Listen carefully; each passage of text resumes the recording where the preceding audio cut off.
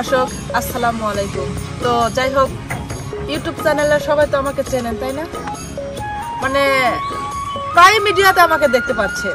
তো আমার নামটা তো আপনারা অনেক ভালো করে জানেন, আমি আর আমার নামটা বলতে চাই না।